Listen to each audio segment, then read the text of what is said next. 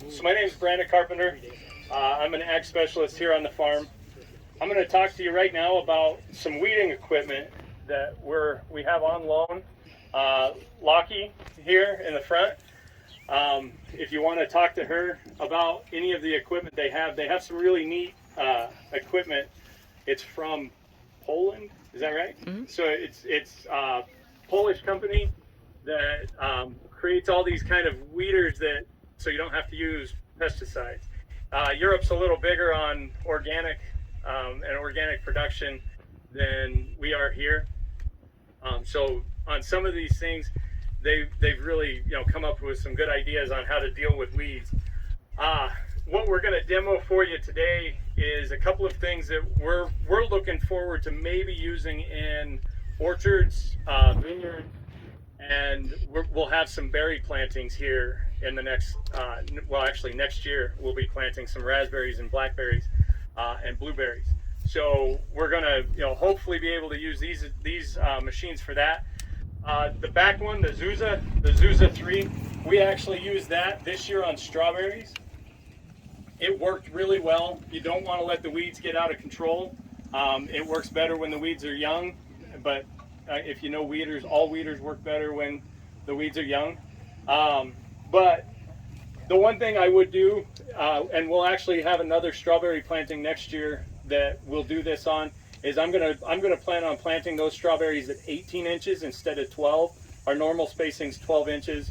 The hand operated one in the back, it's hard to get between the plants and then get back out before you wipe out a strawberry or two. So I think we were having to weed on that one at right about 1 mile an hour. And so that takes a long time to go through a field at 1 mile an hour. I think 18 inches would probably be good. 20, 24 might even be better. And strawberries fill in. That first year is really the hardest to kind of keep the weeds out of them. And it saves you the manual labor, basically. The front one is the Lucy weeder. It basically, both of these have a spinning jig here that just kind of spins around and cultivates the soil. This one actually has a hydraulic or an electronic eye that senses a tree. It'll move the weeder out of the way and then come back in. I've got some orange trees out here and some yellow trees. Use your imaginations. And we're going to kind of demo this. The reason we're doing this out here and not in the apple orchard that I'll be talking in a little bit is because we're still dialing the machine in. We don't know everything there is to know about this machine, and we don't want to take out new trees just in case. But I think Chad, while I was on vacation last week, I think Chad got everything pretty close. It's probably, it's actually a lot better. With that, Chad, if you want, you can start it up and we'll run through this real quick. The idea behind this Lucy weeder is it'll get that 1 foot right around those trees. And we use a lot of herbicides in apple orchards to keep the weeds down from under the trees. If we can get something that's mechanical that I can go through, 3 or 4 times a year instead of spraying a chemical, I'll take that, and it'll pay for itself really fast, actually. I don't know if you buy chemicals, but they're not cheap. So you're going to see as he hits this going down, you're going to see the machine kind of jerky, move out of the way of that stake and then move back in. He's found that if he hits it at a very certain spot on that finger, it tends to do better of getting out of the way of that tree.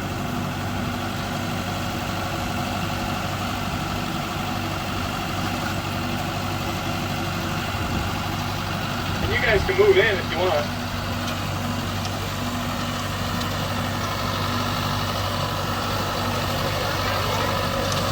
Yeah.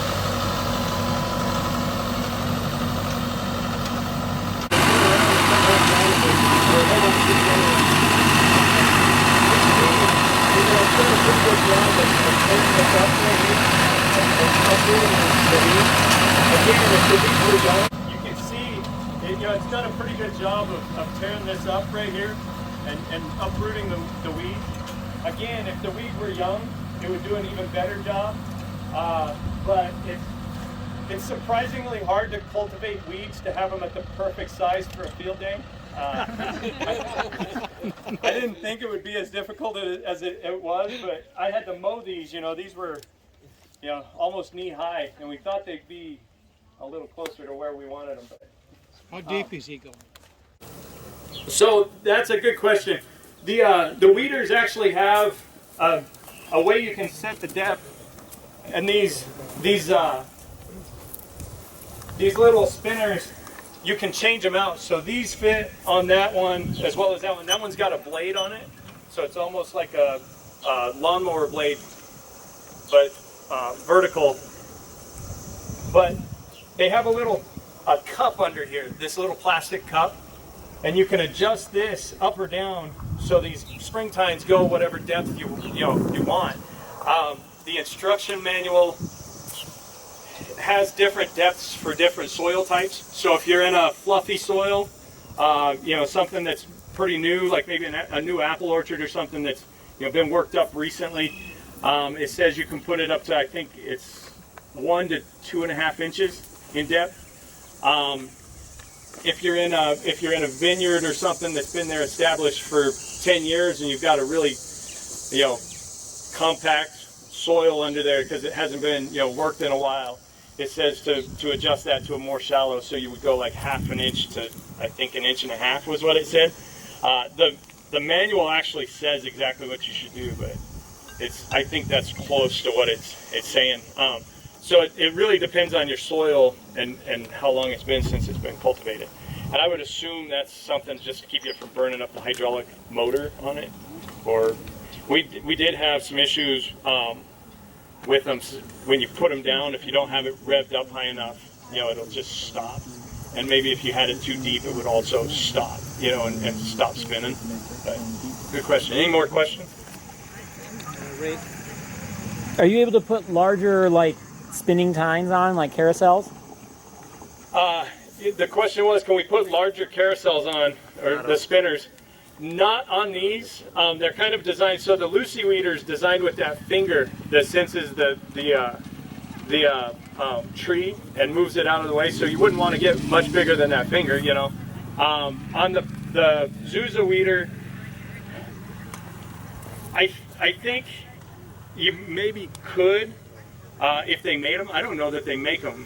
Okay, that are that's bigger. what I was wondering. Yeah, but the main idea is just to get right up next to the trees. We can run a tiller, down pretty close once that's done. They're 13, 14 inches outside the tree right now. So. Yeah, I think that basket there is about a 12-inch in diameter or so. That's why I was wiping out strawberries at a 12-inch spacing.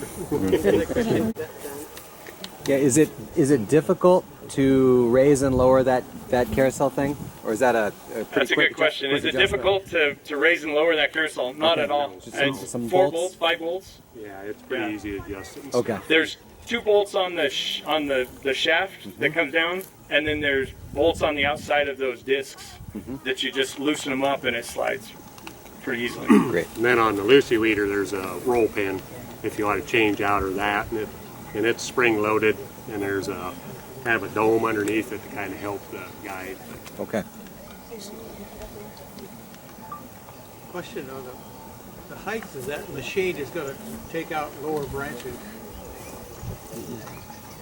Yeah. So it would really, your orchard's going to make a big difference on whether you can get up under it or not. What we've gone to now is a tall spindle, and so anything below 24 inches you remove, and that just fits right under it. But we also won't allow long, it's not like a central leader or vertical axe where you're allowing that bottom scaffold of branches to grow out and become permanent fixtures. When it's down, there's a great piece that's like a kickstand that can come out. When it's down on the ground, I think it's 18 inches. Once it's in the soil. How about hillside and slopes? So the question was, how about hillsides and slopes? I would assume that it would probably do a decent job because it's attached right to the front of the tractor. So on the hillsides and slopes, as long as you can keep from driving down the hillside, you know, it should do just fine because it's mounted pretty solid on the front of the tractor. Brandon, there's a 3-point hitch option for the rear that's also good. For the Lucy? Yeah. Yeah, so I should mention that we've got it, and you're welcome to go out and look at it. We've got it on a bracket, kind of a homemade, Lockheed's company made it, and then we put a plate on to get it low enough. This tractor's a little taller than most of our tractors, and so we had to put a plate on to get it a little lower, but it's got a mounting bracket, and it just attaches to that, and then there's a hydraulic lift component to that. Now the 3-point, I believe, the 3-point would actually do the lift and lower where, you know, so if you had a tractor with a front 3-point, it also has an option to attach to a 3-point. And we've got one for the rear. Oh, they've also got one for the rear. So if you just wanted to put it on the rear 3-point, you could do that. I like to see it. I'm not as good at staring when I'm looking behind me. My neck doesn't bend as well anymore. So in the manual it doesn't say about a horsepower, but you need 30 liters per minute. I think 30 liters per minute on the hydraulics. So the hydraulics have to be a certain amount before you can use it. Okay, I'm being told we need to keep it moving.